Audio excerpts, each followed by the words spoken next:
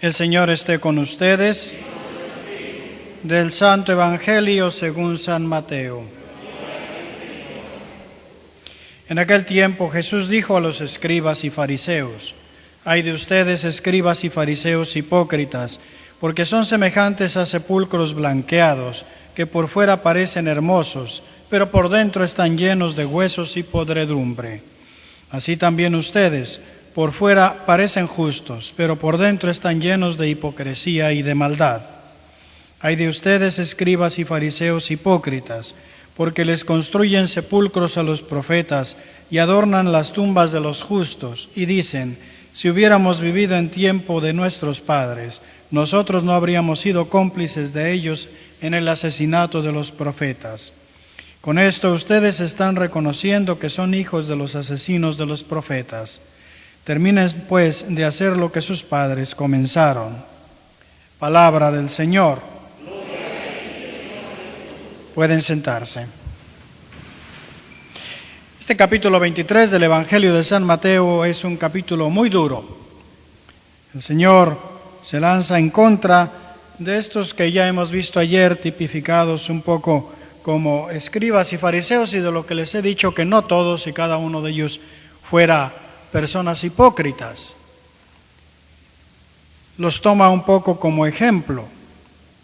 Y los toma como ejemplo porque en la sociedad de Israel ellos eran las personas que ponían más énfasis en la necesidad de cumplir la voluntad de Dios. Y lo hacían para entender mejor, y la intención, como les digo, era buena, cuál era la voluntad de Dios. Tenían muchas reglas, tenían muchas normas. Inicialmente la intención era buena, era ayudarle a uno a entender qué hacer en cada momento. El problema está en que eso puede convertirse en un automatismo. Hago las cosas y pienso que porque hago las cosas ya me salvé, ¿no? Y esa es la actitud que Jesús ataca. No ataca la mentalidad de fondo, el deseo de buscar hacer la voluntad de Dios, de entender cuál es la voluntad de Dios. No ataca ni siquiera las reglas mismas. Ataca el hecho de que a veces uno se puede quedar solo con lo exterior, sin el interior. Lo exterior es: cumplo las reglas, pero dentro mi corazón realmente no está buscando hacer lo que Dios me pide, poner mi voluntad en sintonía con la de Él. Simplemente lo hago, y a veces lo hago incluso saltándome la más importante, como Jesús pone de relieve, la caridad, ¿no?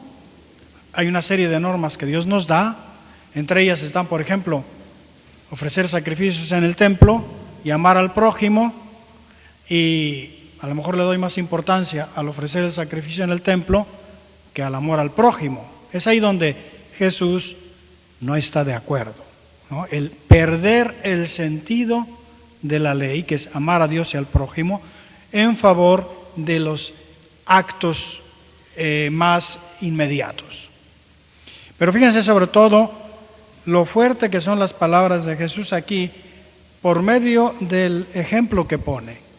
Cuando la Escritura nos habla, no nos habla para darnos información solo, sino también para movernos, para motivarnos. Y una de las cosas que hace Jesús y las otras partes de la Biblia es utilizar comparaciones e imágenes, que tenemos también que incorporarlas en nuestra vida para entenderlas mejor. Jesús habla dice, ustedes son como sepulcros blanqueados, ¿no? Ustedes han ido al cementerio, han visto estas tumbas a lo mejor con mármol, estatuas. Hay ciertos lugares donde tienen ustedes unos sepulcros impresionantes, ¿no? Gente que tiene el dinero, que no lo tiene, pero que a su mamá, a su papá le hacen después de muertos lo que no le hicieron debido. Pero bueno, entre paréntesis, la cuestión está en que dentro, ¿qué hay? Podredumbre. Por fuera es muy bonitos. Pónganse ustedes a pensar, ¿no? Ven eso, se meten luego dentro, y si alguna vez han estado en uno de estos mausoleos, aun cuando no haya habido ningún entierro recientemente, el ambiente no es precisamente de lo más agradable, ¿no? ¿Por qué usa Jesús estas palabras tan fuertes? Para que nos demos cuenta de la repulsión que eso causa a Dios, ¿no? Alguien que por fuera está muy bien o aparenta, pero que por dentro está podrido. Eso es la hipocresía. Y vean qué serio se pone Jesús con la hipocresía, ya comenzamos a escucharlo ayer. Pero con estas palabras nos lo quiere hacer hasta tocar para que nos demos cuenta de lo terrible que es eso, para que lo evitemos lo más posible. Como les digo, esa hipocresía que es aparentar, quedarnos con las cosas de afuera sin cambiar interiormente. Ya les comentaba yo ayer que no es lo mismo hipocresía que debilidad. Es decir, hipocresía es yo por dentro no acepto, pero por fuera lo hago para verme bien. Pero dentro no pienso cambiar, ¿no? Esa es la hipocresía. La debilidad es yo realmente me esfuerzo, pero a veces simplemente se me va. Y entonces trato de componer. Le pido perdón al Señor, le pido perdón a los hermanos y comienzo de nuevo. Eso no es hipocresía. Eso es honestidad del esfuerzo que hay. La hipocresía existe cuando no hay un verdadero esfuerzo de cambio, ¿no? Pero fíjense que a veces en nuestra sociedad sucede lo opuesto. En la época de nuestro Señor había mucho énfasis en la necesidad de hacer las cosas que nos pide la ley. En nuestra época a veces se insiste demasiado en que hay que sentirlo para luego hacer. Tanto una cosa como la otra está equivocada. Las obras sin cambio interior, sepulcro, ¿no?, lleno de podredumbre que se ve muy bonito por fuera. Muchos buenos sentimientos sin obras, pues no sé cómo llamarlo, pero tampoco tiene mucho sentido, ¿no? Y eso es quizá la actitud más presente en nuestra época, ¿no? Que a lo mejor tenemos muy buenos sentimientos, pero pues no lo mostramos, ¿no? Yo amo a Dios, quiero mucho a Dios, pero no voy a misa, no trato de conocer mi fe, no rezo, pero yo a Dios lo amo, ¿no? Sí creo en Dios. Ese es otro tipo de hipocresía, vamos a decir así, ¿no? Que se muestra en la falta de obras. Por eso es por lo que nos resulta muy importante escuchar las palabras del Señor. ¿Qué es lo que nos pide? Autenticidad. Autenticidad, ¿saben qué significa? Es una palabra que viene del latín, que significa autem, significa ser lo que se es. Ser lo que se supone que soy. Soy cristiano dentro, soy cristiano fuera. Acepto al Señor en mi vida, creo en Él, lo amo, pero luego en mi vida, en lo que actúo, trato de ponerlo en práctica. No lo dejo nada más como un sentimiento, una emoción del momento, ni tampoco lo reduzco nada más a cumplir con las obligaciones externas, ¿no? Me echo un rosario así, ¿no? Y luego voy a misa para cumplir, pero no me esfuerzo por vivir la caridad, la paciencia. Eso es lo que no funciona. Las dos partes, el Señor nos pide que estén orientadas en la misma dirección. Y esa dirección es precisamente la del Señor.